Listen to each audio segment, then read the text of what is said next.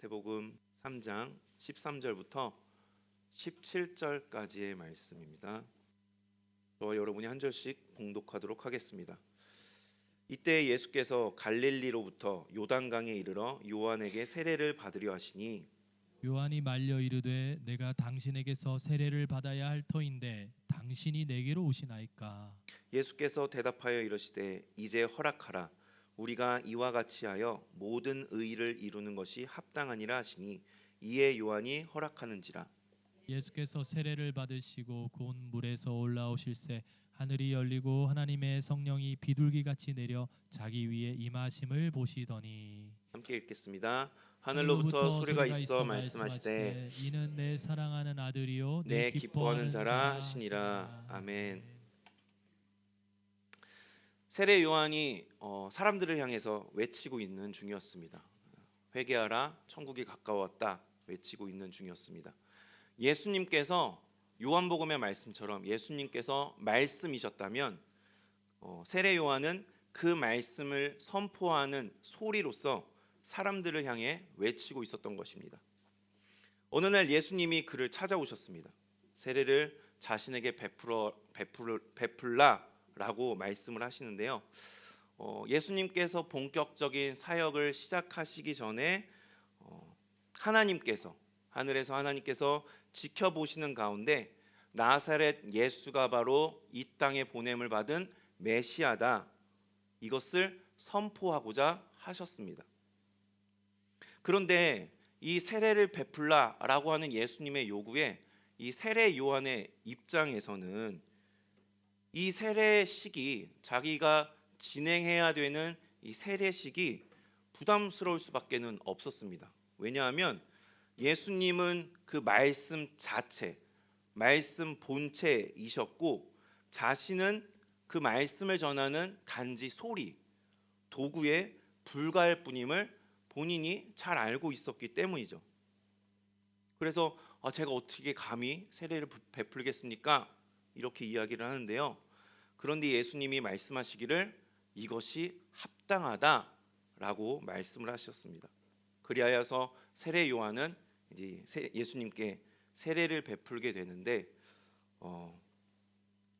세례 요한의 입장에서처럼 우리들에게도 때때로 감당하기 어려운 일들이 이렇게 주어지는 경우들이 있지 않습니까? 어려운 일을 직면하게 되는 때가 분명히 있습니다. 그래서 이걸 내가 감당을 해야 되나 말아야 되나, 이걸 내가 어떻게 할 수 있을까라고 갈피도 못 잡고 결정하지 못하고 피하고 싶고 그것을 놔버리고 싶은 때가 분명히 있습니다. 걱정과 두려움이 이렇게 앞서죠. 그래서 오늘은 여기에 대해서 우리가 오늘 본문을 통해서 어떻게 하는 게 좋을까에 대해서 나눠보고자 하는데요. 첫 번째로는 이 확인이 필요하다라는 것입니다. 하나님께서 양떼를 치던 모세에게 나타나셔서 말씀하시죠. 3장에 보시면, 출애굽기 3장 10절에 보시면 이제 내가 너를 바로에게 보내어 너에게 내 백성 이스라엘 자손을 애굽에서 인도하여 내게 하리라 라고 모세를 찾아와 말씀하셨습니다. 그 당시에 이집트에서 이스라엘 백성들이 노예로 고통당하고 있지 않았습니까? 그 백성들을 이끌어내어서 가나안 땅으로 데려가라, 인도하라 라고 하나님이 모세에게 말씀을 하시죠. 그런데 이때는 어떤 때였습니까? 이때는 모세가 이미 한번 큰 실패를 경험한 후였습니다. 자기 자신으로서는 자기 나름대로 동족이 고통당하는 것을 보고 가만히 있을 수 없어서 나름대로 도왔지만 오히려 그 동족으로부터 배척을 당하고 이집트 왕으로부터 쫓기는 신세가 되어서 이제 그의 인생은 그야말로 이제 밑바닥 인생이 되어버리죠. 그런 모세에게 하나님께서 40년 후에 나타나셔서 이스라엘 백성의 지도자가 되라라고 말씀을 하신 겁니다.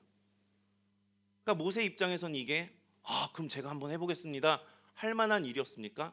아니었죠. 그로서는 도저히 감당할 수 없는 너무나도 무겁고 엄청난 일이었죠. 그래서 11절에서 모세가 이렇게 대답을 합니다. 모세가 하나님께 아뢰되 내가 누구이기에 바로에게 가며 이스라엘 자손을 애굽에서 인도하여 내리까? 라고 손사래를 칩니다. 내가 도저히 할 수 있는 게 아닙니다. 나는 자격이 없고 능력도 없는 자입니다 하면서 손사래를 치는데요. 그런 모세에게 하나님이 뭐라고 말씀하시냐면 내가 반드시 너와 함께 있으리라. 하나님께서 계속해서 이제 모세가 그래도 저 못하겠습니다 거절을 계속해서 하니까 하나님이 나중에는 막 역정을 내시면서 내가 너한테 내가 너를 이 지도자로 세우겠다는데 무슨 그렇게 말이 맞냐? 라고 막 말씀을 하시지 않습니까? 그러니까 모세에게는 그 누구보다도 그 어느 때보다도 하나님께서 확실할 그 더 이상은 확실한 것이 없을 만큼 하나님이 모세에게 맡기신 일에 대한 그 확인을 강하게 주셨습니다. 내가 너한테 맡겼다. 네가 할 수 있다라는 그 확인을 강하게 주셨죠. 세례 요한도 이러한 확인이 있었다라는 것입니다. 이 세례 요한이 예수님께 세례를 베풀라라고 말씀하시는 것에 대해서 제가 가면 어떻게 할까요? 난감함을 막 표하고 있을 때 예수님께서 어떻게 말씀하시냐면 우리가 이와 같이 하여 모든 의를 이루는 것이 합당하니라라고 말씀하시는데요. 여기서 합당하다라는 것의 이 원어 뜻을 찾아보니까 적절하다, 마땅하다, 올바르다라는 뜻입니다. 세례 요한에게 예수님께서 세례를 받으시는 게 예수님께서 이 땅 가운데 맡겨진 예수님이 행하셔야 할 그 모든 사역, 그 의를 이루어 가시기에 앞서서 세례 요한에게 세례를 받으시는 것이 적절한 것이다. 올바르고 마땅한 것이다. 그것을 하나님이 그렇게 여기셨다. 마치 모세에게 그렇게 여기셨던 것처럼 예수님이 세례를 받으시는 것이 마땅하다라고 여기셨다는 것입니다. 그래서 제가 지도를 아까 이렇게 찾아보니까 갈릴리 호수에서 요단강까지 이렇게 대략 도보 거리를 재보니까요. 시간이 갈릴리 호수 중간쯤부터 요단강 그 어느 지점에 도보로 한 11시간 거리가 되더라고요. 그러니까 예수님께서 그때 당시에 세례를 베풀 사람이 저희는 이제 성경밖에 없으니까 베풀 사람이 세례 요한밖에 없었나? 없었다면 뭐 그럴 수도 있겠지만 그 이제 하나님의 말씀을 쫓는 사람이 세례 요한밖에 없었던 게 아니었기 때문에 뭐 예수님이 원하시면 다른 사람을 통해서도 받으시거나 아니면 다른 방법을 취하셨을지도 모르겠습니다. 그런데 굳이 11시간 되는 거리를 요단강까지 내려오셔서 예수님이 세례 요한에게 받고자 하셨다라는 것이죠. 하나님이 그렇게 여기셨다. 합당하다, 마땅한 것으로 여기셨다라는 것입니다. 그러니까 세례 요한으로서는 감당하기 어려워하고 난감해하면서 내가 과연 이거를 내가 해도 되는 건가? 자격에 대한 의구심을 품고 있는 그에게 그게 바로 나의 뜻이다. 하나님 바로 나의 뜻이다. 네가 거기에 합당한 사람이다 라는 확인을 시켜주셨다라는 것이죠. 우리가 어떤 일이 주어질 때 교회에서 또 어떤 일이 주어지기도 하고 막 그러지 않습니까? 내가 이걸 어떻게 하지? 내가 이거 못할 것 같은데? 이런 의문이 될 때 부담스러워서 어려워서 막 피하고 싶고 때로는 하기 싫은 마음, 나 이거 하기 싫다 이런 마음이 있어서 난색을 표하고 어떤 때는 또 거절, 저 못하겠는데요 거절을 하지 않습니까?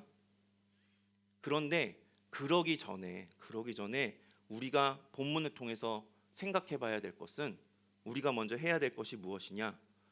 이것이 하나님께서 주님께서 합당하게 여기시는 바인가? 하나님께서 마땅하게 너가 바로 적절한 그 사람이다 라고 여기시는 바인가 아닌가를 우리가 먼저 확인받아야 하지 않겠는가 라는 것입니다. 왜냐하면 우리는 내가 나를 잘 안다라고 생각하지만 그건 착각이지 않습니까? 머리카락 하나도 제대로 셀 수 없는 바로 우리 존재인데 주님은 우리의 머리카락 하나까지 다 세신 바 되신다고 성경에서 그렇게 표현을 하고 있죠. 그만큼 나에 대해서, 우리에 대해서 잘 알고 계시기 때문에 우리가 그냥 못할 것 같은데 라고 하는 느낌, 아니면 예상, 이것과는 다르게 그것이 과연 나에게 있어서 합당한 것인지, 할 수 있는 것인지를 누구보다도 더 잘 아시는 분이 바로 주님이시기 때문입니다. 그래서 다 아시는 바를 믿고 우리가 주님께 여쭈어서 이게 과연 합당한 것입니까? 이렇게 묻는 그러한 신앙의 모습이 우리에게 있어야 하겠습니다. 둘째인데요. 그렇다면 우리가 합당한지를 물었다면 그 다음으로는 우리가 순종해야 되지 않겠는가라는 것입니다. 제가 한 간증 프로그램에서 이야기를 듣게 되었습니다. 한 목사님이 미국에서 이제 사역을 쭉 몇십 년간 해오시다가 이제 한국에 오시게 되었는데, 한국에 오셔서 하신 일이 무엇이냐면 이제 힘들고 어렵게 살아가는 사회 이렇게 저소득층 사람들 혹은 청년들에게 밥 한 끼, 이 식사 한 끼 정말 든든하게 할 수 있도록 시중가하고는 전혀 비교도 안 돼, 말도 안 되게 저렴한 가격으로, 지금 제가 알기로는 3,000원에 파는 걸로 알고 있습니다. 3,000원짜리 김치찌개를 팔아서 식사를 든든하게 할 수 있도록 이렇게 영업을 하는 따뜻한 밥상이라고 하는 이 식당을 운영하시는 목사님에 대한 간증을 제가 들었습니다. 그분이 이제 미국에서 담임직을 사임하기로 하고 다음 행선지를 뭘 해야 될까 고민하던 중에 이제 기사를 읽으셨답니다. 한 신부님이 한국에서 그 식당, 따뜻한 밥상이라고 하는 식당을 운영하고 있다라고 하는 그 기사를, 이렇게 인터뷰 기사를 접하게 되었는데, 그 기사를 읽는 순간 그 목사님의 이 심장이 막 두근두근 쿵쾅쿵쾅 뛰더랍니다. 그래서 이거다, 이게 내가 할 일이다 해가지고 한국에 무작정 와서 그 신부님을 만나고 이제 하기로 결정을 해서 준비를 하고 이제 운영을 해 나가고 있는데요. 준비하던 중에 그 현실적인 어떤 고민이 생기셨다고 합니다. 죄송합니다. 잠시만요. 준비하던 중에 날라갔습니다. 갑자기. 준비하던 중에 현실적인 고민이 생기셨다고 합니다. 이제 그 식당을 자리를 마련하고 이제 거기 계약을 해서 보증금 내고 이런 것들이 있지 않습니까? 재료를 구입하고 하는 재정적 그런 어떤 어려움이 있었고, 또한 운영을 해 나가면서 아무래도 시중가보다 말도 안 되게 3분의 1 가격으로 막 판매를 하다 보니까 수익이 있겠습니까? 없겠습니까?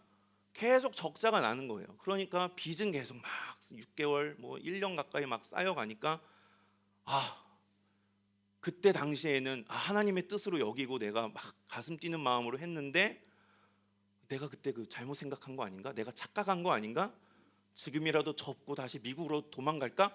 막 온갖 생각을 하시더랍니다. 그만큼 어려움이 이제 준비하고 운영을 해 나가는 그 과정 가운데서 막 찾아왔다고 하는데, 근데 전에 이 준비하는 과정에서 어떤 분을 만나는데, 그분께서 이 식당을 할까 말까 고민하는 중에 그분이 하나님의 뜻이면 순조롭게 하실 겁니다 라는 이야기를 들었답니다. 하나님의 뜻이면 순조롭게 하실 겁니다. 그런데 너무 놀라운 것은 그 말씀처럼 그러한 재정적 어려움이 찾아올 때마다 정말 놀랍도록 사람을 보내주시고 뭐 온갖 일들을 통해서 정말 그 빚을 한 번에 막 이렇게 청산할 수 있게 하시는, 순조롭게 하시는 그 은혜가 그때마다 찾아왔다라고 하는 그 간증을 하셨습니다. 우리가 하나님의 뜻에 합당한가, 우리가 기도를 하게 되면 마음 가운데 뭐 평안이 찾아온다거나, 아니면 이 목사님의 경우처럼 막 가슴이 쿵쾅쿵쾅 뛰면은 이것을 하나님의 뜻이구나 하고 받고 우리가 이렇게 하지 않습니까? 그런데 그 응답을 받았다 하더라도 우리가 어떻습니까? 현실의 그런 어려움을 맞닥뜨리게 되면 이게 맞나? 내가 잘못 생각한 거 아닌가? 다시 막 고민을 하고 마음의 갈피를 못 잡게 되죠. 피하고 싶고 놔버리고 싶고, 그리고 결국에는 실제로 놔버리는 그러한 경우들도 있습니다. 근데 만약에 정말 그것을 놔버리게 된다면 결과적으로는 어떠한 모양새가 되겠습니까? 결과적으로는 그것이 하나님의 응답이 맞았다라고 했을 때 그 응답에 순종하지 못한 불순종한 그런 모양새가 결과적으로는 돼버리지 않겠는가. 그래서 우리가 그 목사님께서 간증하셨던 것처럼 어려움 너머에는 하나님께서 순조롭게 하시는 그 역사가 반드시 있다. 이것을 우리가 다시금 기억해야 하지 않겠는가. 제가 금요일 날도 말씀드렸는데 하나님께서 복된 변화를 어려움 너머에 준비해 놓고 계신다. 이러한 하나님의 은혜가 있다라고 말씀을 드렸습니다. 이것만 생각을 해본다면, 다른 것 아니고 그 어려움 너머에 하나님께서 준비해 놓고 계시는 순조롭게 하시는 은혜, 복된 변화를 준비해 놓고 계신다, 이것만 생각을 해보면 순종이라고 하는 이 단어가 우리가 받아들이기 어떻습니까? 막 그렇게 해버리면 막 제가 막 내가 괜히 손해 보는 것 같고 괜히 막 정말 지옥불로 뛰어드는 것 같은 막 그런 답답함, 막 마음의 부담이 생기지 않습니까? 근데 오히려 그것을 생각해 본다면 오히려 그렇기 때문에 우리가 순종할 수 있겠구나, 이러한 이유가 되지 않을까라고 하는 생각을 제가 해보았습니다. 어려움 너머에서 정말 순조롭게 하실 복된 변화를 준비해 놓고 계신다라고 하는 이 기대감, 그래서 우리가 어려움 앞에서 굴복하지 않고 놔버리지 않고 피하지 않고 끝까지 우리가 그것을 기대하면서 순종할 수 있는 모습이 필요하지 않겠는가. 그럴 때 정말 주님께서 우리를 순조롭게 하셔서, 그때마다 우리를 순조롭게 하셔서 복되게 변화시켜 주시는 은혜가 임하게 된다는 것을 우리가 기억할 수 있으면 좋겠습니다. 세례 요한도 그렇지 않습니까? 세례 요한이 감당하기 어려워서 제가 어떻게 감히 할까요? 라고 하는 이 상황 앞에서 주님이 합당하다, 이것이 너에게 합당한 것이다 라고 말씀하셔서 그것에 대해서 순종했을 때 그에게 어떠한 유익이 있었습니까? 물론 그 세례식의 주인공은 예수님이셨죠. 그렇지만 그가 하나님의 뜻을 성취하는 선한 도구로서 그 역시도 사용되지 않았습니까? 예수님의 본격적인 사역이 시작됩니다 라고 하는 그 신호탄을 그가 쏘았지 않았습니까? 그가 세례를 베풀었을 때 성령님께서 비둘기처럼 임하셨죠. 하늘에서 이는 내 사랑하는 아들이라 라고 하는 하나님의 음성이 들렸죠. 이것을 예수님만 보시고 그 하나님의 음성을 들으셨습니까? 세례 요한도 그것을 옆에서 같이 보는 영광을 누렸습니다. 그는 이 일까지 다 감당함으로써 성경에 기록되기를 주님의 오실 길을 예비한 자라고 하는 영광스러운 호칭을 그가 얻게 되었죠. 우리도 감당하기 어렵고 부담스러워서 거절하고 싶은 일일지라도 이것이 하나님께서, 주님께서 합당하게 여기시는 바, 이것이 하나님이 합당하게 여기시는 바라고 한다면 우리가 어려움을 만나도 끝까지 순종할 수 있게 되기를 소망합니다. 순조롭게 하셔서 복된 변화를 허락하실 것이다 라는 것을 믿고 끝까지 순종하는 우리 모두의 신앙 될 수 있게 되기를 소망합니다.